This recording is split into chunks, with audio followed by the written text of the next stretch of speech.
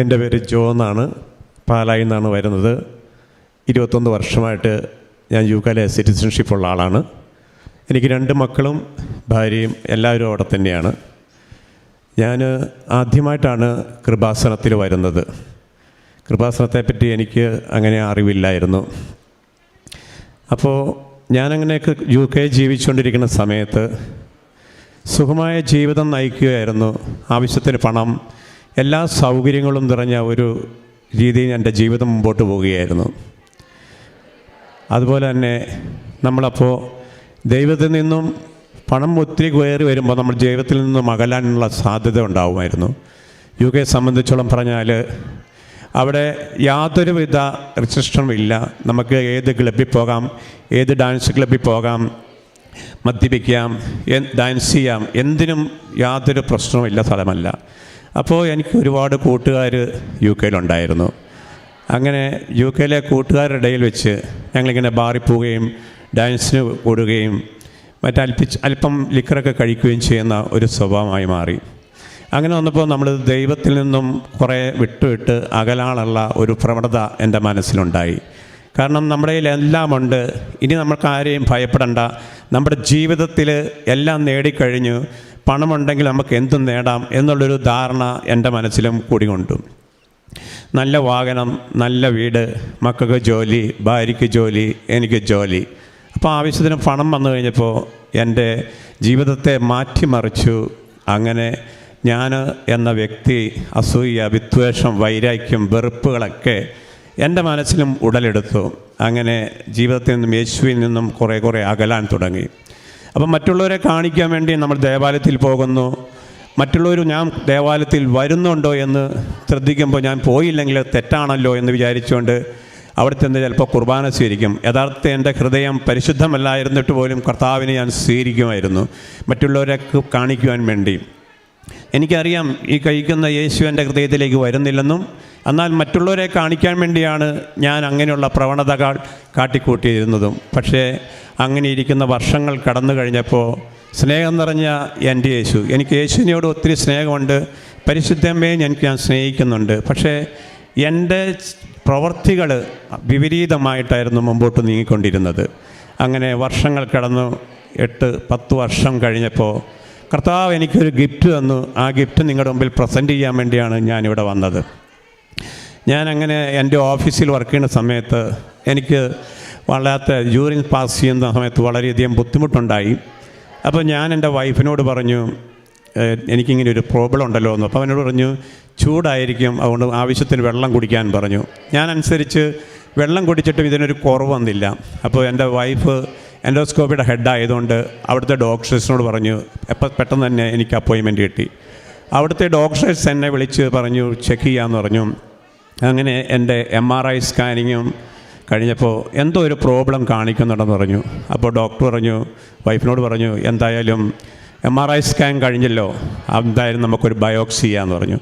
അങ്ങനെ ബയോപ്സി ചെയ്തപ്പോഴാണ് അറിയപ്പെടുന്നത് എനിക്ക് ക്യാൻസർ എന്ന രോഗം പിടിപെട്ടിരിക്കുകയാണെന്ന്. അപ്പോൾ സാധാരണ ആ ക്യാൻസർ എന്ന രോഗം എന്ന് കേട്ടപ്പോൾ എല്ലാവർക്കും ഉണ്ടാകുന്ന പോലെ എൻ്റെ മനസ്സ് തളർന്നുപോയി, മാനസികമായി ഞാൻ തകർന്നുപോയി. കാരണം ഞാൻ സമ്പാദിച്ച പണമോ ഞാൻ വെട്ടിക്കൂട്ടിയ മറ്റ് പ്രസ്ഥാനങ്ങളൊന്നും ഇനി ഉണ്ടാകില്ല എന്നെനിക്ക് തീരുമാനമായി. അപ്പോൾ ഒത്തിരി വിഷമമായി. അപ്പോൾ എൻ്റെ ചെറിയ പ്രാർത്ഥന ഗ്രൂപ്പൊക്കെ ഉണ്ട്, അവരൊക്കെ എനിക്ക് വേണ്ടി പ്രാർത്ഥിക്കാൻ തുടങ്ങി. പക്ഷേ എൻ്റെ ഹൃദയം വെടുപ്പാകാതെ എനിക്ക് ആ പ്രാർത്ഥന കൊണ്ട് യാതൊരു പ്രയോജനവുമില്ല എന്നെനിക്ക് മനസ്സിലാക്കാൻ സാധിച്ചു. ആ ഇരിക്കുന്ന സമയത്താണ് എനിക്ക് കുറച്ച് ആൾക്കാരോട് ഞാൻ സംസാരിക്കാറില്ലായിരുന്നു. എൻ്റെ സഹോദരങ്ങളിൽപ്പെട്ട ചിലരോട് അധികം ഞാൻ സംസാരിക്കാറില്ലായിരുന്നു. അപ്പോൾ ഞാൻ വിചാരിച്ചു, കർത്താവിലേക്ക് തിരിഞ്ഞില്ലെങ്കിൽ എൻ്റെ പ്രാർത്ഥന കൊണ്ട് യാതൊരു പ്രയോജനവുമില്ല എന്ന് ഞാൻ മനസ്സിലാക്കി. അങ്ങനെ ഇരിക്കുന്ന സമയത്താണ് എൻ്റെ വൈഫിൻ്റെ അനിയത്തി ഗ്ലാസ്റ്ററിലുണ്ട്. അപ്പം അവൾ കൃപാസനത്തിൽ വരികയും ഇവിടുന്ന് പ്രാർത്ഥനയും ഇവിടുത്തെ തിരിയുമായിട്ട് UK വരാറുണ്ട്. അപ്പോൾ അവൾ എന്നോട് വന്ന് പറഞ്ഞു, അവൾ എൻ്റെ വീട്ടിൽ വന്നിട്ട് പറഞ്ഞു, ചേട്ടാ ഈ തിരി രാവിലെ കത്തിച്ച് പ്രാർത്ഥിക്കുക. അപ്പോൾ ഞാൻ പറഞ്ഞു, പരിശുദ്ധമ്മ നമ്മളെ സഹായിക്കുമോ എന്നൊക്കെ ഒരു ഡൗട്ട് എൻ്റെ മനസ്സിലുണ്ടായിരുന്നു. കാരണം തിന്മ നിറഞ്ഞ അല്ലെ തെറ്റിൻ്റെ വഴിയിലൂടെ സഞ്ചരിക്കുന്ന ഒരു വ്യക്തിയെ കർത്താവ് പിന്തുടരുന്നുണ്ട്. എന്നാലും ഈശോ നമ്മളെ സഹായിക്കുമെന്നുള്ള വിശ്വാസം എൻ്റെ മനസ്സിലുണ്ടായിരുന്നു. ഞാൻ ചോദിച്ചു ഇതെന്താണ്, ഇത് എവിടെ നിന്നാണ് കൊണ്ടുവന്നതെന്ന് പറഞ്ഞു. കൃപാസനത്തിൽ നിന്നാണ് വന്നതെന്ന് ചോദിച്ചു. അപ്പോൾ ഞാൻ പറഞ്ഞു കൃപാസനം എവിടെയാണെന്ന് ചോദിച്ചു. അപ്പോൾ എന്നോടൊന്ന് ചേർത്തല അടുത്താണ് കൃപാസനം. ഞാൻ പറഞ്ഞു എനിക്കറിയത്തില്ല. എന്തായാലും അവൾ കൊണ്ടുവന്നതനുസരിച്ച് ഞാൻ ആ വിശ്വാസത്തിൽ രാവിലെ 5:30 ആകുമ്പോൾ ഏക്കണം എന്ന് പറഞ്ഞു. 5:30 ആകുമ്പോൾ ഏറ്റ് കൈ വിരിച്ച് നിന്നുകൊണ്ട് ഈ തീരുന്ന ദിവസം വരെ പ്രാർത്ഥിക്കണം. ഈ ഒരു പ്രാർത്ഥനയും എൻ്റെ തന്നു. കൃപാസനത്തിൽ കിട്ടിയ ഒരു പ്രാർത്ഥനയുണ്ട്. ആ പ്രാർത്ഥനയും എനിക്ക് തന്നിട്ട് പ്രാർത്ഥിക്കാൻ പറഞ്ഞു. അങ്ങനെ ഞാൻ ഈ പ്രാർത്ഥനയുമായി ഞാനും എൻ്റെ വൈഫും കൂടെ രാവിലെ 5:30 ഏറ്റു പ്രാർത്ഥിച്ച് കൈ വിരിച്ചു എന്ന് പ്രാർത്ഥിച്ചു. ഏതാണ്ട് 3 മാസത്തോളം ആ ഒരു തിരി കത്തിത്തീർന്നു. 3 മാസം കഴിഞ്ഞപ്പോൾ ഞാൻ ഡോക്ടറെ കാണാൻ വേണ്ടി ചെന്നു. അവരെൻ്റെ ബയോപ്സി വീണ്ടും നോക്കി. ബയോപ്സി നോക്കിക്കഴിഞ്ഞപ്പോൾ വീണ്ടും എൻ്റെ ക്യാൻസറിൻ്റെ പൊസിഷൻ അവിടെ തന്നെ നിൽക്കുന്നുണ്ട്.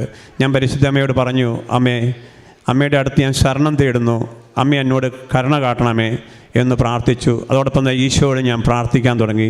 അപ്പോൾ എനിക്ക് കിട്ടുന്ന മെസ്സേജ്, നിൻ്റെ മനസ്സിൻ്റെ വൈരാഗ്യങ്ങൾ, വെറുപ്പുകൾ, വിദ്വേഷങ്ങൾ, അസൂയ, പൊങ്ങച്ചം ഇതെല്ലാം നിന്നിൽ നിന്ന് എടുത്തു മാറ്റാതെ നിന്നിലേക്ക് ഞാൻ കിടന്നു വരില്ല എന്ന് യേശു എന്നോട് മന്ത്രിക്കുന്നത് എനിക്ക് മനസ്സിലാക്കാൻ സാധിച്ചു.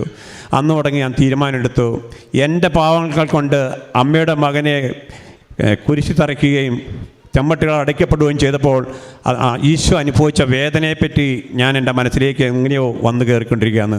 ഞാൻ അമ്മയ്ക്കൊരു വാക്കുകൊടുത്തു, അമ്മേ, എൻ്റെ ജീവിതത്തിൽ അമ്മയുടെ മകനെ ഇനി ഞാൻ വേദനിപ്പിക്കില്ല, അമ്മയുടെ കൂടെ തന്നെ ഞാൻ എന്നും ഉണ്ടാകും. തീർച്ചയായും എനിക്ക് എൻ്റെ രോഗത്തിൽ നിന്ന് മോചനമാക്കണം, അമ്മയ്ക്ക് വേണ്ടി അമ്മയുടെ മകൻ്റെ കൂടെ എന്നും നടക്കാൻ എന്നെ ഇടയാക്കണമേ എന്ന് ഞാൻ അമ്മയ്ക്ക് വാക്ക് കൊടുത്തു. അങ്ങനെ ഇരുന്ന് ആ സമയത്താണ് ഞാൻ വീണ്ടും ബയോപ്സിക്ക് ഹോസ്പിറ്റലിൽ ചെല്ലുന്നു. ഹോസ്പിറ്റലിൽ നിന്ന് 2-3 ബയോപ്സി കഴിഞ്ഞു. എന്നിട്ടും ആ പൊസിഷൻ അവിടെ തന്നെ നിൽക്കുന്നുണ്ടായിരുന്നു. അപ്പോൾ ഡോക്ടർ പറഞ്ഞു സ്പ്രെഡ് ചെയ്തിട്ടില്ല, അപ്പോൾ എല്ലാ 3 മന്ത്സിലും നിങ്ങൾ PSA ടെസ്റ്റ് നോക്കുക. അതോടൊപ്പം തന്നെ എന്തെങ്കിലും ഇഷ്യൂസ് ഉണ്ടെങ്കിൽ ഞങ്ങളെ വിളിക്കാൻ പറഞ്ഞു. ആ അനുസരിച്ച് ഞാൻ അവരെ വിളിക്കുകയും സംസാരിക്കുകയൊക്കെ ചെയ്യുമ്പോൾ എനിക്ക് വീക്കിലി എന്നെ ഇൻഫോം ചെയ്യുമായിരുന്നു. അങ്ങനെ ഇരുന്ന് ഞാൻ നാട്ടിലേക്ക് വന്നേക്കാം, അവിടുത്തെ ട്രീറ്റ്മെൻറ്റ് താമസം ഉണ്ടാവുമല്ലോ എന്നോർത്ത് നാട്ടിലേക്ക് വരാമെന്ന് പറഞ്ഞു. അങ്ങനെ നാട്ടിൽ വന്നു നമ്മുടെ പെറ്റ്കാൻ പോയി എറണാകുളത്ത് ചെയ്തു. പെറ്റ്കാൻ ചെയ്യുമ്പോൾ നമുക്കുണ്ടാകുന്നത് നമ്മുടെ കോശങ്ങളിൽ എവിടെയെങ്കിലും ഉണ്ടെങ്കിൽ അത് തിരിച്ചറിയാൻ പറ്റുമായിരുന്നു. അങ്ങനെ ഞാൻ പെറ്റ്കാൻ ചെയ്തപ്പോൾ അവർ പറഞ്ഞു സ്റ്റിൽ അവിടെ ഉണ്ട്, അതിനകത്ത് മാറ്റം ഉണ്ടായിട്ടില്ല, അതങ്ങനെ നിൽക്കുകയാണെന്ന് പറഞ്ഞു. അപ്പോൾ ഞാൻ പെട്ടെന്ന് ഗംഗാധരൻ ഡോക്ടറെ വിളിച്ചു പറഞ്ഞു, ഡോക്ടർ എനിക്കിങ്ങനെ ഒരു പ്രോബ്ലം ഉണ്ട്, എനിക്കൊരു അപ്പോയിൻമെൻറ്റ് വേണമെന്ന്. അപ്പോൾ അദ്ദേഹം എനിക്ക് അപ്പോയിൻമെൻറ്റ് തന്നു. ഞാൻ അദ്ദേഹത്തെ പോയി കണ്ടു. അദ്ദേഹത്തെ കണ്ടു കഴിഞ്ഞ് പേപ്പറൊക്കെ നോക്കിയിട്ട് എന്നോട് പറഞ്ഞു എത്രയും പെട്ടെന്ന് 25 കീമോയും 3 ഇഞ്ചക്ഷനും വേണം എന്ന് പറഞ്ഞു. നിയർലി 1 year ഈ സ്റ്റേ ഇൻ ഇന്ത്യ. അപ്പോൾ ഞാൻ പറഞ്ഞു sorry I can do now എന്ന് പറഞ്ഞു. അപ്പം ഡോക്ടർ പറഞ്ഞു ഞാൻ ലക്ഷൂറിലേക്ക് തരാം, ഒന്നും കൂടെ ചിന്തിക്കാൻ പറഞ്ഞു. അപ്പം ഞാൻ ആ ലെറ്ററും എല്ലാം വാങ്ങിച്ച് കാറയിലേക്ക്, എൻ്റെ അളിയൻ്റെ കൂടെ കാറയിലേക്ക്. അപ്പോൾ ഞാൻ അളിയൻ പറഞ്ഞു എന്നാൽ ലക്ഷൂറിലേക്ക് പോകാമെന്ന് പറഞ്ഞു. ഞാൻ വെച്ചാൽ അളിയ വേണ്ട, പരിശുദ്ധ അമ്മയോട് ഞാൻ പ്രാർത്ഥിച്ചിട്ടുണ്ട്, അമ്മയുടെ തിരിവെച്ച് ഞാൻ പ്രാർത്ഥിച്ചിട്ടുണ്ട്, കൃപാസനത്തിൽ അമ്മയുടെ അടുത്ത് ഞാൻ പോകും, അതുവരെ ഞാൻ ഒരു കാരണത്താലും ഒരു ഹീമോയ്ക്ക് ഞാൻ പോകത്തില്ല എന്ന് തീർത്തു പറയുകയുണ്ടായി. അങ്ങനെ ഞാൻ അവിടുന്ന് പോരാൻ വേണ്ടി തുടങ്ങുമ്പോഴാണ് നമ്മുടെ വലിയ കോവിഡ് വന്ന് പിടിപെട്ടുന്നത്. കോവിഡ് വന്ന് പിടിപെട്ടപ്പോൾ നമ്മുടെ പ്രൈം മിനിസ്റ്റർ നരേന്ദ്രമോദി പറഞ്ഞു ഓൾ ഫ്ലൈറ്റ് ക്യാൻസൽ, ലോകത്തിലേക്ക് എങ്ങോട്ടുള്ള ഫ്ലൈറ്റുകളും ഇന്ത്യയിൽ നിന്ന് ഇല്ലാതെ വരുന്നു. അപ്പോൾ പറഞ്ഞു ലാസ്റ്റ് എനിക്ക് എൻ്റെ മക്കൾ അപ്പോൾ UK ഭാര്യയും UK മാനസികമായി തളർന്ന് ഇരിക്കുന്ന ഒരവസ്ഥയിൽ ഞാൻ അമ്മയോട് കൈവിരിച്ചു പ്രാർത്ഥിച്ചു, അമ്മേ എൻ്റെ പ്രാർത്ഥന കേൾക്കണമേ, എനിക്ക് എങ്ങനെയാലും എൻ്റെ ആ മക്കളുടെ അടുത്ത് പോയി മരിച്ചാൽ മതി, ഇവിടെ വേണ്ട എന്ന് പറഞ്ഞു. എന്തായാലും കോഴിക്കോട് നിന്ന് ഫ്ലൈറ്റിൽ കയറി എറണാകുളത്ത് നിന്ന് ഖത്തറിൽ ഇറങ്ങി കഴിഞ്ഞപ്പോൾ 10,000 ഖത്തറിൽ മരിച്ചു വീഴിരിക്കുന്ന ഒരവസ്ഥയാണ്. അപ്പോൾ ഞാൻ നോക്കുമ്പോൾ എയർപോർട്ടിൽ വെളിച്ചമില്ല, വെള്ളമില്ല, ഒന്നുമില്ലാതെ 24-26 മണിക്കൂറായിട്ട് ഭക്ഷണം പോലും അവിടെ ഇല്ല. അപ്പോൾ നോക്കുമ്പോൾ എയർപോർട്ടിൽ ആരുമില്ല. ഞാൻ നോക്കുമ്പോൾ ഒരു മൂലയിലേക്ക് എൻ്റെ കഴുത്തിൽ അന്നൊരു കൊന്തയുണ്ട്, എപ്പോഴും ഒരു കൊന്തയുണ്ട്. ഈ കൊന്തയെടുത്ത് 24 മണിക്കൂർ ഞാൻ പ്രാർത്ഥിച്ചുകൊണ്ടിരിക്കുക, കൊന്ത എല്ലിക്കൊണ്ടിരിക്കുക. ഞാൻ അമ്മയോട് കരഞ്ഞു. അപ്പോൾ ഞാൻ നോക്കുമ്പം മൂത്രമൊഴിക്കാൻ വേണ്ടി ഞാൻ ടോയ്ലറ്റിലേക്ക് പലവട്ടം പോകുമ്പോൾ അവിടെ എല്ലാം കോവിഡ് പിടിച്ച അവിടുത്തെ പിള്ളേരാണ് മുഴുവൻ നിൽക്കുന്നത്. ഞാൻ മുഖമൊക്കെ മൂടിക്കെട്ടി അവരുടെ ഇടയിലേക്കൂടെ ഞാൻ കിടന്നു ചെന്ന് കഴിഞ്ഞപ്പോൾ ഞാൻ പറഞ്ഞു അമ്മേ, എന്നെ ഇവിടെ മരിച്ചു കഴിഞ്ഞാൽ ഞാൻ ഖത്തറിലെ ഏതെങ്കിലും മശാനത്തിൽ കൊണ്ടേ തള്ളും, യാതൊരു അറിവില്ല വരും. ഞാൻ പൊട്ടിക്കരഞ്ഞൊരു മൂലയിൽ പോയിരുന്ന് കൊന്ത ചൊല്ലിക്കൊണ്ടിരിക്കുകയാണ്. അപ്പോൾ ഞാൻ നോക്കുമ്പോൾ എയർപോർട്ടിൻ്റെ ഒരു സ്റ്റേബിളിലും ഒരു സെക്യൂരിറ്റീസും ഇല്ല, ആരുമില്ല, ആരോട് ചോദിക്കാം, ആകം സംസാരിക്കാൻ ആപ്പടെ പരിശുദ്ധമ്മ മാത്രമേ ഉള്ളൂ. ഞാൻ അമ്മയോട് പറഞ്ഞു അമ്മയെ എന്നെ സഹായിക്കണേന്ന് പറഞ്ഞു. അപ്പം കുറേ പേര് ഇങ്ങനെ എയർപോർട്ടിൻ്റെ നിലത്ത് കിടക്കുന്നുണ്ട്, 1 വീക്കായിട്ട് ഫ്ലൈറ്റ് ഇല്ല കിടപ്പുണ്ട്. 24 മണിക്കൂർ വന്ന് ഞാൻ നമ്മുടെ പരിശുദ്ധ അമ്മയോട് പ്രാർത്ഥിച്ചുകൊണ്ട് കൃപാസനത്തിലമ്മയുടെ പ്രാർത്ഥന മുട്ടിപ്പായി ഞാൻ പ്രാർത്ഥിച്ചുകൊണ്ട് അമ്മേ എന്നെ കൊണ്ടുപോണേ അമ്മയെ കൊണ്ടുപോണേ എന്ന് പറഞ്ഞു. 24 മണിക്കൂർ കഴിഞ്ഞപ്പോൾ ബോർഡിൽ വരുന്നു, ഒരു അനൗൺസ്മെൻറ്റ് വന്നു, this is a last flight going to UK എന്ന് പറഞ്ഞു. ഞാൻ പെട്ടെന്ന് പെട്ടിയെടുത്ത് ഓടി ടേബിളിൽ ചെന്ന് കഴിഞ്ഞപ്പോൾ അവർ പറഞ്ഞു ഈ ഫ്ലൈറ്റ് പോകുമോ ഇല്ലയോ എന്ന് അറിയത്തില്ല, കാരണം ഇത് വലിയ ബോയിങ് ആണ്, 500 മേലെ ആൾക്കാരുണ്ടെങ്കിലേ പോകുള്ളൂ, പക്ഷേ എന്താണെന്ന് അറിയത്തില്ല, നമുക്ക് നോക്കാമെന്ന് പറഞ്ഞു. ഇപ്പം നമ്മൾ അപ്പോഴും വിഷമമായി. പക്ഷേ വിഷമമായി കഴിഞ്ഞപ്പം എന്തായാലും അവിടെ ചെന്ന് ബോർഡിംഗ് പാസ് വന്നു. ഞാൻ ആ ബോർഡിംഗ് പാസ് മേടിച്ച് കഴിച്ചപ്പോൾ ആ ഫ്ലൈറ്റ് 200 പേരുണ്ട്. ഇവിടുന്ന് പോകാൻ ഒരു 200 പേരോളം അതിനകത്ത് ഇരിപ്പം 2 ദിവസമായിട്ട് കുത്തിയിരിക്കുന്ന ആൾക്കാരുണ്ടായിരുന്നു. അങ്ങനെ ഫ്ലൈറ്റ് കയറി കഴിഞ്ഞപ്പോൾ ഞാൻ എയർഹോസ്റ്റസിനോട് ചോദിച്ചു ഈ ഫ്ലൈറ്റ് പോകുമോ? അവർ പറഞ്ഞു ഐ ഡോണ്ട് നോ ഇൻഫർമേഷൻ എന്ന് പറഞ്ഞു. അപ്പോൾ അങ്ങനെ പറഞ്ഞു കഴിഞ്ഞപ്പോൾ എനിക്ക് വീണ്ടും വിഷമമായി. ഞാൻ അപ്പോഴും ആ കൊന്ത എൻ്റെ കയ്യിൽ ഇങ്ങനെ മുറുക്കി പിടിച്ചിരിക്കുകയാണ്. അങ്ങനെ മുറുക്കി പിടിച്ച് അമ്മയോട് പ്രാർത്ഥിച്ചുകൊണ്ടിരിക്കുമ്പോൾ ഞാൻ എയർഹോസ്റ്റസിനോട് ചോദിച്ചു വിശക്കുന്നുണ്ട്, എന്തെങ്കിലും ഉണ്ടോ എന്ന് ചോദിച്ചാൽ പറഞ്ഞു നോ കാറ്ററിംഗ് സർവീസ് എന്ന് പറഞ്ഞു. അപ്പോൾ അവിടെയും പറ്റില്ല. അപ്പോൾ ഞാൻ ചോദിച്ചു വാട്ടർ ഉണ്ടോ എന്ന് ചോദിച്ചു. അപ്പോൾ അവർ പറഞ്ഞ് വാട്ടർ തരാം, പ്ലെയിൻ പൊങ്ങിക്കഴിഞ്ഞാൽ തരാമെന്ന് പറഞ്ഞു. എന്തായാലും ദൈവത്തിൻ്റെ കാരുണ്യം, പരിശുദ്ധമ്മയുടെ അനുഗ്രഹം, ആ ഫ്ലൈറ്റ് UK ലാസ്റ്റ് ഫ്ലൈറ്റായിരുന്നു. പിന്നെ ഫ്ലൈറ്റേ ഉണ്ടായിട്ടില്ല. അങ്ങനെ ഞാൻ UK ചെന്ന് ചാടി. അവിടെ ചെന്നപ്പോൾ എല്ലാ എയർപോർട്ടുകളും കംപ്ലീറ്റ് ശാന്തമായി. എല്ലാവർക്കും അറിയാമല്ലോ, അതിനെപ്പറ്റൊന്നും വിവരിക്കാൻ ഞാൻ ആഗ്രഹിക്കുന്നില്ല. അങ്ങനെ അമ്മയുടെ അനുഗ്രഹം കൊണ്ട് ഞാൻ അവിടെ ചെന്നു. അങ്ങനെ ചെന്ന് കഴിഞ്ഞ് ഞാൻ ഡോക്ടേഴ്സിനെ വിളിച്ച് പറഞ്ഞു നമ്മുടെ രോഗം ഇങ്ങനെ ഉണ്ടല്ലോ ഡോക്ടറെ, നിങ്ങൾ പറഞ്ഞ റിപ്പോർട്ടല്ലല്ലോ, ഇത് തെറ്റായ റിപ്പോർട്ടാണല്ലോ എന്ന് പറഞ്ഞ് ഞാൻ ഡോക്ടേഴ്സിനെ വിളിച്ചു. അപ്പോൾ തന്നെ ഡോക്ടേഴ്സ് ഇവിടുത്തെ പോലെയല്ല, പെട്ടെന്ന് തന്നെ അവർ കോൺഫറൻസ് കൂടി, 3-4 ഡോക്ടേഴ്സ് കൂടി കോൺഫറൻസ് കൂടി കഴിഞ്ഞിട്ട് എനിക്ക് പെട്ടെന്ന് തന്നെ ടെക്സ്റ്റ് മെസ്സേജ് ഇട്ട് Jo please come to tomorrow morning 10 o'clock your appointment എന്ന് പറഞ്ഞു. അപ്പോൾ ഞാൻ പെട്ടെന്ന് രാവിലെ 10 മണിക്ക് ചെന്നു. 10 മണിക്ക് വന്നിട്ട് എന്നോട് പറഞ്ഞ് 3 ബയോപ്സി കഴിഞ്ഞ് 4ാം ബയോപ്സി വേറെ രീതി നമുക്ക് ചെയ്യാം, അപ്പോൾ അതിൻ്റെ ഫൈനൽ ഡിസിഷൻ എന്താണെന്ന് അറിയാമല്ലോ എന്ന് ഓർത്തു. ഞാനപ്പോൾ എൻ്റെ പ്രാർത്ഥന നിരന്തരമായി ഈ തിരി അവളോട് ഞാൻ പറഞ്ഞു നിൻ്റെ തിരി ഉണ്ടെങ്കിൽ എനിക്ക് തരണം, അമ്മയോട് പ്രാർത്ഥിക്കാം. അപ്പോൾ ഞാൻ പരിശുദ്ധ അമ്മയുടെ ഒരു വലിയ ഭക്തനായി മാറി. പരിശുദ്ധ അമ്മയോട് ഭയങ്കര സ്നേഹമായി മാറിയിരിക്കുകയാണ്. ഞാൻ അമ്മയ്ക്ക് വാക്ക് കൊടുത്തു, ഞാൻ ഒരു കാരണത്താലും എൻ്റെ അമ്മയുടെ മകനെ വേദനിപ്പിക്കുന്ന ഒരു വാക്കുകൾ പോലും ചെയ്യില്ല എന്ന് വാക്ക് കൊടുത്തുകൊണ്ട് ആ രീതിയിലേക്ക് എൻ്റെ ജീവിതത്തെ മാറ്റി എല്ലാവരോടും സ്നേഹത്തിലും യോജിപ്പിലും പെരുമാറാനും എന്നെ കഴിയാവുന്ന സഹായങ്ങൾ മറ്റുള്ളവർക്ക് ചെയ്യാൻ പറ്റുന്ന ഒരവസ്ഥയിലേക്ക് എന്നെ മാറ്റിയാഞ്ഞെടുത്തു. അങ്ങനെ ഒന്ന് ബയോപ്സി ചെയ്യാൻ നേരത്ത് അവർ കൊണ്ടുപോയി. അന്ന് ആരെയും ഹോസ്പിറ്റലിൽ കയറ്റിയില്ല, വൈഫിനെ പോലും കയറ്റുന്നില്ല. ഞാൻ ഒറ്റയ്ക്ക് അവിടെ ചെന്ന് ഇങ്ങനെ ബയോപ്സിക്ക് കയറി കിടക്കുന്ന സമയത്ത് ഡോക്ടർ പറഞ്ഞു പേടിക്കാനില്ല എന്ന് പറഞ്ഞു. ഞാൻ സോറി നോ പ്രോബ്ലം എന്ന് പറഞ്ഞു. അങ്ങനെ ആ ബയോപ്സി വളരെ ഇച്ചിരി വേദനകരമായിരുന്നു. ഒരു 3/4 മണിക്കൂർ ഓപ്പറേഷൻ തിയേറ്ററിൽ കയറി എന്നെ തിരിച്ചു കൊണ്ടുവന്ന് കിടത്തി കഴിഞ്ഞപ്പോൾ ഭയങ്കര വേദന എന്നെ വല്ലാതെ അലട്ടി. അപ്പോൾ അവർ പറഞ്ഞു യൂറിൻ പോകാതെ വീട്ടിൽ പറഞ്ഞ് വിടിയല്ല എന്ന് പറഞ്ഞു. അപ്പോൾ എന്തായാലും എൻ്റെ യൂറിൻ പോണില്ല, ഭയങ്കര സ്റ്റക്കായി കിടക്കുകയാണ്. അപ്പോൾ അവർ എന്നോട് പറഞ്ഞു കത്തീറ്ററിൽ ഇടണം, കത്തീറ്റർ ഇട്ടാൽ മാത്രമേ പോകൂ, അതല്ലാതെ പോകത്തില്ല എന്ന് പറഞ്ഞു. അങ്ങനെ എന്നെ ഹോസ്പിറ്റലിൻ്റെ റൂമിൽ അപ്പോയിൻമെൻറ്റ് ചെയ്തു. ഞാൻ എന്നെ കത്തീറ്ററിലിട്ടു. കത്തീറ്ററിൽ വേദന കൊണ്ട് സഹിക്കാൻ മേലാതെ ഞാൻ അയ്യോ എന്ന് വെക്കുന്നു. അപ്പോൾ നേഴ്സുമാരൊന്ന് ചോദിച്ചു എന്താണ് പ്രോബ്ലം? ഞാൻ പറഞ്ഞു എനിക്ക് വേദന കൊണ്ട് സഹിക്കാൻ പറ്റില്ല. അപ്പോൾ എൻ്റെ കഴുത്തേലെ കൊന്തയെടുത്ത് എൻ്റെ കൈ ഇങ്ങനെ ബലമായിട്ട് ഇങ്ങനെ പിടിച്ചിരിക്കുക. എനിക്ക് കൊന്തയെല്ലാം പോലും പറ്റുന്നില്ല, അത്ര വേദന ഉണ്ട്. അയ്യോ എന്ന് വെച്ച് ഞാൻ കരയുകയാണ്. അപ്പം 2 നേഴ്സുമാർ രണ്ടുപേരും തോളെ കൈയിട്ട് ഓടി ഒന്ന് എന്നെ ടോയ്ലറ്റിൽ കൊണ്ടുപോകും, തിരിച്ചു കൊണ്ടുവരും, ടോയ്ലറ്റിൽ കൊണ്ടുപോകും. അപ്പോൾ എനിക്ക് അങ്ങോട്ട് പോകും, ഒന്നും ചെയ്യാൻ പറ്റുന്നില്ല. ഞാൻ പറഞ്ഞു അമ്മയോട് ഞാൻ ചോദിച്ചു പരിശുദ്ധ അമ്മയെ എന്തിനാണ് എന്നെ ഇങ്ങനെ വേദനിപ്പിക്കുന്നത്? അമ്മയെ സ്നേഹിക്കുന്നതുകൊണ്ടാണോ അമ്മ എന്നെ ഇത്രയും വേദനിപ്പിക്കണേ എന്ന് ചോദിച്ചു. ഞാൻ എന്നിട്ട് ഈ കൊന്ത ഇങ്ങനെ ഓരോ മണികളിങ്ങനെ ചെന്നു. അപ്പം നേഴ്സ് വന്നിട്ടും പറഞ്ഞു ഞങ്ങൾ ഡോക്ടറെ വിളിക്കാമെന്ന് പറഞ്ഞു. ഞാൻ പറഞ്ഞു ആരെ വിളിച്ചാലും കുഴപ്പമില്ല, എനിക്ക് ഈ വേദനയ്ക്ക് ഉള്ള മരുന്ന് തരണമെന്ന് പറഞ്ഞു. അപ്പോൾ അവർ പറഞ്ഞു വിളിക്കാമെന്ന് പറഞ്ഞ് അങ്ങ് പോയി. ഞാൻ നമ്മളിങ്ങനെ ഈ കൊന്ത പരിശുദ്ധ അമ്മയുടെ കൊന്ത എടുത്ത് കൈ പിടിച്ചുകൊണ്ട് പറഞ്ഞു അമ്മേ എൻ്റെ വേദനയിൽ അമ്മ കടന്നു വരണമേ, അമ്മേ എൻ്റെ വേദനയിൽ കടന്നു എനിക്ക് ആശ്വാസം തരണേ എന്ന് പറഞ്ഞു. എനിക്ക് മറക്കാൻ മേലാത്ത ജീവിതമാണ്. 2022 രാത്രി 12:24 പരിശുദ്ധ അമ്മ 1 സെക്കൻഡ് എൻ്റെ മുമ്പിലേക്ക് കടന്നു വന്ന ചരിത്രം എൻ്റെ ജീവിതത്തിലെ ധന്യമാക്കി.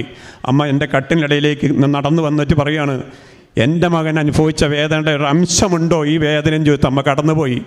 അതോടുകൂടി ഞാൻ അങ്ങോട്ടല്ല, ഞാൻ അമ്മയോട് പറഞ്ഞു അമ്മ എന്നോട് ക്ഷമിക്കണമേ എന്ന് ഞാൻ പൊട്ടിക്കരഞ്ഞു. പരിചയം കഴിഞ്ഞ് ഒരു മണിക്കൂർ കഴിഞ്ഞ് ഞാൻ എൻ്റെ ഈ കൊന്ത എൻ്റെ കയ്യിലുണ്ടായിരുന്നു. ഇങ്ങനെ കന്ത കട്ടിലേക്ക് അറിയാതെ വീണു. ഞാൻ അവിടെ കിടന്ന് മയങ്ങി. പിറ്റേ ദിവസം ആ വേദന കുറച്ചുണ്ടായി. എന്നിട്ട് നന്ദ കുറവായി കഴിഞ്ഞപ്പോൾ എന്നോട് ഡോക്ടർ വന്നിട്ട് പറഞ്ഞു ഡിസ്ചാർജ് എന്ന് പറഞ്ഞു. എന്നെ അവർ ഡിസ്ചാർജ് കൊണ്ടുവന്ന് വീട്ടിലാക്കി. 7 ദിവസം കത്തീഡ്രലിട്ട് വീട്ടിൽ കിടന്നു. നേഴ്സുമാർ വീട്ടിൽ വന്ന് കത്തീഡ്രൽ ഊരി. അങ്ങനെ പരിശുദ്ധ അമ്മയുടെ ഏറ്റവും വലിയൊരു അനുഗ്രഹവും അമ്മയുടെ സാദൃശ്യവും എനിക്കുണ്ടായത് കൃപാസനത്തിൽ വന്ന് പറയണമെന്ന് ഞാൻ ഭയങ്കരമായിട്ട് ആഗ്രഹിച്ചു. അപ്പോൾ എനിക്കുണ്ടായ ഈ അനുഭവങ്ങളൊക്കെ പല ധ്യാന ഗുരുക്കന്മാർ യൂക്കയിൽ വരുമ്പോൾ പ്രസംഗിക്കുമ്പോൾ ഇതറിഞ്ഞ് എന്നോട് വന്നിട്ടും പറഞ്ഞു, ജോ, നമുക്ക് ബർമിംഗ്ഹാമിൽ ഒരു വൺ വേ കൺവെൻഷൻ സെൻ്റർ ഉണ്ട്, അവിടെ വന്ന് ഈ സാക്ഷ്യം പറയാമെന്ന് വെച്ചു. ഞാൻ പറഞ്ഞു, സോറി, ഞാൻ വരത്തില്ല. കാരണം എനിക്ക് പരിശുദ്ധ അമ്മ, കൃപാസനത്തിലെ അമ്മയാണ് എൻ്റെ രോഗത്തിന് ശമനം തന്നത്. ഞാൻ കൃപാസനത്തിലല്ലാതെ മറ്റൊരു സ്ഥലത്തും സാക്ഷ്യം പറയാൻ ഞാൻ പോകുകയില്ല എന്ന് പറഞ്ഞു. അപ്പോൾ ഒരു സിസ്റ്റർ എൻ്റെ വീട്ടിൽ വന്നതും പറഞ്ഞു, ജോ, ഇത് 10,000 കൂടുന്ന പരിപാടിക്ക് ജോ ഈ സാക്ഷ്യം പറയുമ്പോൾ ഒത്തിരി നല്ലതല്ലേ എന്ന് വെച്ചു. ഞാൻ പറഞ്ഞു, സോറി സിസ്റ്റർ, ഞാൻ പറഞ്ഞാൽ കൃപാസനത്തിലേ പറയുള്ളൂ, മറ്റൊരു സ്ഥലത്ത് ഞാൻ ഈ സാക്ഷ്യം പറയാൻ ഞാൻ വരത്തില്ല എന്ന് പറഞ്ഞു. അങ്ങനെ ഞാൻ ഇവിടെ ഇന്ന് ആദ്യമായിട്ട് ഇവിടെ വന്നു. എനിക്ക് ഇവിടുത്തെ പ്രൊസീജിയറൊന്നും അറിയത്തില്ലായിരുന്നു. ഞാൻ സിസ്റ്ററോട് പറഞ്ഞു, സിസ്റ്റർ, എനിക്കിങ്ങനൊരു സാക്ഷ്യം പറയാനുണ്ട്. അപ്പം പറഞ്ഞു, സിസ്റ്റർ പറഞ്ഞു, പിന്നെ ഉടമ്പടി എടുക്കണമെന്ന് പറഞ്ഞു. അപ്പോൾ എനിക്ക് ഈ ഉടമ്പടി എന്താണെന്ന് അറിയില്ലായിരുന്നു, ഇച്ചിരി ഹാർഡായിരിക്കും എന്ന് ഓർത്തായിരുന്നു. ഞാൻ എന്നായിട്ട് ഉടമ്പടി എടുക്കാൻ വേണ്ടി കയറി മോറി ചെന്നപ്പം പ്രശ്നമില്ലാത്ത കാര്യമാണെന്ന് മനസ്സിലായി. ഞാൻ എല്ലാത്തും സൈൻ ചെയ്തു. അങ്ങനെ ഉടമ്പടി എടുത്തു. ഇന്ന് മുതൽ ഞാൻ ഈ ഉടമ്പടിക്ക് അനുസൃതമായി മുമ്പോട്ട് ജീവിക്കാനുള്ള എല്ലാ അനുഗ്രഹങ്ങളും ദൈവം എനിക്ക് തരട്ടെ എന്ന് വിശ്വസിക്കുന്നു. ഈ കാര്യം നിങ്ങളോട് പോയി പറയാൻ ഞാൻ ആഗ്രഹിച്ചത്, എനിക്കിപ്പോൾ സ്റ്റില്ലായിട്ട് ഒരുപാട് അസുഖമുണ്ട്. എല്ലാ അസുഖങ്ങളും എൻ്റെ അമ്മ അതിന് പൂർണ്ണമായി തടഞ്ഞു നിർത്തിയിരിക്കുക. ഒരു മൂവ്മെൻറ്റുമില്ല. 5 വർഷമായി ഞാൻ ഒരു മരുന്നും കഴിക്കുന്നില്ല, ഒന്നും കഴിക്കുന്നില്ല. അമ്മ അവിടെ തടഞ്ഞു നിർത്തിയിരിക്കുകയാണ്. ആ സന്തോഷം നിങ്ങളോട് പങ്കുവെക്കാൻ വേണ്ടിയാണ് ഈ വേദിയിൽ ഞാൻ വന്നത്. നിങ്ങളെനിക്ക് വേണ്ടി പ്രാർത്ഥിക്കുക. നല്ലതായിട്ട് മുമ്പോട്ട് പോകാൻ വേണ്ടി പ്രത്യേകം പ്രാർത്ഥിക്കണം. Thank you very much. Bye. പത്രോസ്ലീഹായുടെ 1-ാം ലേഖനം 1:15 തിരുവചനം പറയുന്നു, നിങ്ങളെ വിളിച്ചവൻ പരിശുദ്ധനായിരിക്കുന്നത് പോലെ നിങ്ങളും പരിശുദ്ധരായിരിക്കുവിൻ. എളിമ, ദൈവസ്നേഹം, ഇതൊക്കെയാണ് ഉടമ്പടിയുടെ കൂടുതൽ ഈശോയോട് അടുക്കുവാനുള്ള പുണ്യങ്ങളെങ്കിൽ എങ്ങനെയാണ് ഓരോ വ്യക്തികൾ ആ പുണ്യത്തിൽ വളരുന്നതും തങ്ങൾ ഇതിനു മുമ്പ് ആയിരുന്ന ഒരു ജീവിത സാഹചര്യങ്ങൾ, ആ ജീവിത സാഹചര്യങ്ങളിൽ നിന്ന് പാടെ പറിച്ചു മാറ്റപ്പെട്ട ഒരു ജീവിതത്തിലേക്ക് കടന്നു വരുന്നത്, കൂടുതൽ ഫലം കായ്ക്കുവാനായി വെട്ടിയൊരുക്കുന്ന മുന്തിരിച്ചെടിയുടെ കഥ ഉപമയായി ഈശോ ബൈബിളിൽ പറയുന്നുണ്ട്. അപ്പോൾ കൂടുതൽ കായ്ക്കുവാനായി വെട്ടിയൊരുക്കുന്ന ഓരോ മുന്തിരിച്ചെടികളായിട്ട് പിന്നീട് എങ്ങനെയാണ് തങ്ങളുടെ ജീവിതത്തെ ദൈവത്തിന് വേണ്ടി തന്നെ സമർപ്പിക്കുവാനായിട്ട് പലരും തയ്യാറായി മുമ്പോട്ട് വരുന്നത്, താൻ എങ്ങനെയുള്ള ജീവിതമാണ് നയിച്ചിരുന്നത്, ഒന്നിനും കുറവില്ലാത്ത ഒരു ജീവിതത്തിൽ, കുറവില്ലാത്ത ഒരു രാജ്യത്ത് യഥേഷ്ടം നമുക്ക് ജീവിക്കാൻ പറ്റുന്ന സാഹചര്യങ്ങളിൽ നിന്ന് പിന്നീട് താൻ രോഗഗ്രസ്തനാവുകയും, എന്നാൽ ലാസറിൻ്റെ രോഗത്തെക്കുറിച്ച് അറിയുന്ന ഈശോ പറയുന്നത് ഈ രോഗം മരണകാരണമല്ല എന്നാണ്. അതായത് ഈശോയ്ക്കറിയാം ലാസർ മരിക്കുന്നില്ല, അവന് ആ മരണം അവൻ്റെ നിത്യതയിലേക്ക്, അതായത് ഈശോ ദൈവം മഹത്വപ്പെടാൻ വേണ്ടിയിട്ടുള്ള ഒരു മരണമാണതെന്നുള്ളത്. അപ്പോൾ ജീവിതത്തിൽ ജോ എന്ന ഈ മകന് തനിക്ക് കിട്ടിയ ഈ രോഗം, ആ രോഗത്തിലൂടെ എങ്ങനെയാണ് ആ മകൻ പിന്നീട് പരിശുദ്ധ അമ്മയെ മുറുകെ പിടിച്ച് കൃപാസനത്തിലെ പ്രത്യക്ഷീകരണ പ്രാർത്ഥന, പിന്നീട് പെങ്ങൾ കൊടുത്ത ഒരു തിരിയും, ഇതുമാത്രമാണ് തൻ്റെ കൈവശമുള്ളത്. എന്നാൽ ഈ മകനും വൈഫും കരങ്ങൾ വിരിച്ചു പിടിച്ച് പ്രാർത്ഥിക്കുകയാണ്, തനിക്ക് വന്ന ഈ ഒരു അസുഖം, അതിൽ നിന്ന് തനിക്ക് മോചനം വേണം. പരിശുദ്ധ അമ്മ ഈ മകനെ സ്വപ്നത്തിൽ വരുന്നു, പരിശുദ്ധ അമ്മയെ കാണുന്നതിനുള്ള ഒരു കൃപ ലഭിക്കുന്നു. അമ്മ ഈ മകനോട് സംസാരിക്കുന്നു. പിന്നീട് എങ്ങനെയാണ് തൻ്റെ ജീവിതത്തിൽ താൻ തന്നെ ഒരു തീരുമാനത്തിലേക്കൊക്കെ വരുന്നത്, തന്നിലുള്ള, അതായത് ഉടമ്പടി എടുക്കുന്ന ഓരോ മക്കളും തങ്ങൾ നേരത്തെ ജീവിച്ചിരുന്ന ഒരു ജീവിതമല്ല. അതായത് ജഡിക മനുഷ്യനും ആത്മീയ മനുഷ്യനും, ജഡിക മനുഷ്യൻ്റെ ഒരു ജീവിതമുണ്ട്. ജഡിക മനുഷ്യൻ എന്തൊക്കെ ജഡിക പ്രവണതകൾക്ക് അടിമപ്പെട്ടാണ് ജീവിക്കുന്നത്, ആത്മീയ മനുഷ്യൻ എങ്ങനെയുള്ള വ്യക്തിയാണ്, ഇതെല്ലാം പൗലോസ്ലീഹായുടെ ലേഖനത്തിൽ നാം കൃത്യമായിട്ട് നാം വായിക്കുന്നുണ്ട്, നാം ശ്രമിക്കുന്നുണ്ട്. അങ്ങനെയുള്ള ഒരവസ്ഥയിൽ നിന്ന് ഇന്ന് ഈശോയ്ക്ക് മാത്രം വേണ്ടപ്പെട്ട ഒരു മകനായിട്ട് പരിശുദ്ധ അമ്മ തന്നെ എങ്ങനെ തൻ്റെ രോഗാവസ്ഥയിലും അതുപോലെ തന്നെ കോവിഡിൻ്റെ മൂർധന്യ അവസ്ഥയിൽ തൻ്റെ ഫാമിലിയോടൊപ്പം ആകണമെന്നുള്ള ആ ഒരു ചിന്തയിൽ എല്ലായിടവും ബ്ലോക്കായി കിടക്കുമ്പോൾ 24 മണിക്കൂറും നമുക്ക് പ്രാർത്ഥിക്കുവാനും സംസാരിക്കുവാനും തനിക്കുള്ളത് പരിശുദ്ധ അമ്മ മാത്രമായിരുന്നു. വേറെ ആരും അവിടെ എങ്ങുമില്ല. അമ്മയോട് പ്രാർത്ഥിച്ചുകൊണ്ട് 24 മണിക്കൂറുകൾ കഴിക്കുമ്പോൾ അവിടെ എങ്ങനെ പെട്ടെന്ന് ഒരു ഫ്ലൈറ്റ് തയ്യാറാകുന്നു. അങ്ങനെ അമ്മ ഉടനടിയാണ് നമുക്ക് വേണ്ടിയിട്ട് കാര്യങ്ങൾ ചെയ്യുക. നാം അല്പം താമസിച്ചു പോയാലും, നമ്മുടെ ജീവിതത്തിൽ പലതിനും താമസം നേരിട്ടാലും അമ്മ നമുക്ക് വേണ്ടിയിട്ട് എല്ലാം പ്രവർത്തിക്കുന്ന ഒരു ശക്തിയായി നമ്മോടൊപ്പമുണ്ട് എന്നുള്ളത് തന്നെയാണ് നമുക്ക് മനസ്സിലാവുക.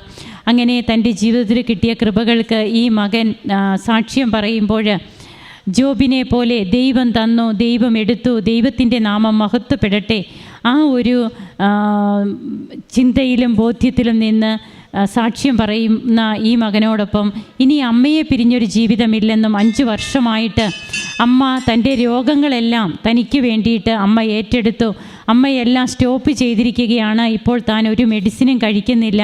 താൻ പൂർണ്ണ ആരോഗ്യവാനായിട്ട് തൻ്റെ ജോലികൾ പൂർവാധികം ഉത്സാഹത്തോടെ ചെയ്യുന്നു എന്ന് പറയുന്ന ഈ മകനോടൊപ്പം നമുക്കും കരങ്ങളടിച്ച് ഈശോയ്ക്കും അമ്മയ്ക്കും നന്ദി പറയാം, ദൈവത്തെ ആരാധിക്കാം, മഹത്വപ്പെടുത്താം. യേശുവേ നന്ദി, യേശുവേ സ്തുതി, യേശുവേ ആരാധന. അത്യപൂർവ ദൈവാനുഭവങ്ങൾ ഇനി നിങ്ങൾക്കും സ്വന്തം. ഈ യൂട്യൂബ് ചാനൽ ഇതുവരെ സബ്സ്ക്രൈബ് ചെയ്തിട്ടില്ലെങ്കിൽ ഇപ്പോൾ തന്നെ സബ്സ്ക്രൈബ് ചെയ്യുക. ഈ വീഡിയോ ഇപ്പോൾ തന്നെ നിങ്ങളുടെ സുഹൃത്തുക്കൾക്ക് ഷെയർ ചെയ്തുകൊണ്ട് കർത്താവിൻ്റെ പ്രേക്ഷിതരാകുക.